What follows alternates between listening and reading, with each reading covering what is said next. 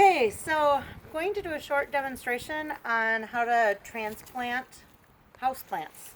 This is a house plant I've had in my house for about 6 months, and as you can see, it's still in the regular container that it came in, and it would look much nicer in a pretty pot. It also is getting, the soil gets real dry real fast, and so it just needs some rejuvenation. So I'm going to transplant it.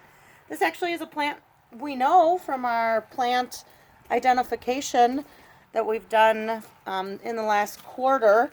So hopefully when you look at this, you recognize the red-edged Dracaena, because that's what this is.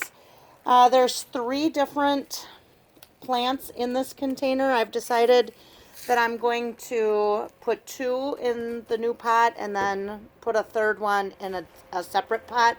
I just want to give this plant root some more room, so to speak. I'm using a real simple potting mix. This is probably not my first choice, but it's what I picked just because of availability. It does have a little bit of Miracle-Gro in it, so that's good. It'll help get the plant some nutrition, though I'll probably add fertilizer once a month or so when I water it. So in order to transplant, first you got to get the plant out of the container. So I just have loosened this up, and then it should pull out pretty easily, which it does.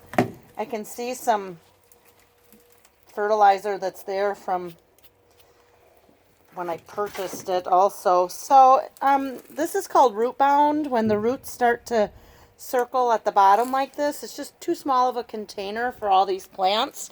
So I'm going to need to get them some more room. So the rule of thumb is plants can grow new roots, but plants cannot grow new stems. So you want to not hurt the stem, but don't worry too much about the roots. They'll grow new roots. So it looks rough, but trust me, it'll work out. So I am breaking this apart so that there's 3 separate plants. They are really they are really entwined, and that's what happens when they're in too small of a container. So now I have them divided into 3 different plants. So over here is the pot that I've selected. Couple things, you want to make sure your plants have drainage. It's really hard to see, but there's a hole in the bottom of this plant, and then it does have a collection, so when you water, it'll collect all of the excess water from watering. Make sure your plants have some sort of drainage. Here's another pot I bought. It has a hole in the bottom for drainage. So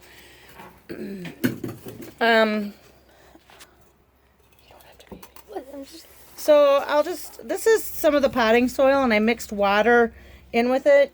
Note, it is, if I take it out and squeeze it, I'm not getting any water squeezing out. It should not be so wet that you can squeeze water out, but yet it should not be as dry as it is in the potting bag either, because in the bag it is really dry. It doesn't hold together at all. So you have to do a little bit of prep work and mix in that potting soil so that it does have moisture. So just put in some soil, and when you transplant these, you want the soil to be at about the same height that it was originally. So you don't want your plant way up high compared to where the soil line was before, or way too low. So you'll need to add enough soil to support it. And then again, like I said, the roots they'll do just fine. I actually might need, I'm actually going to have to mix up some more soil to get this supported.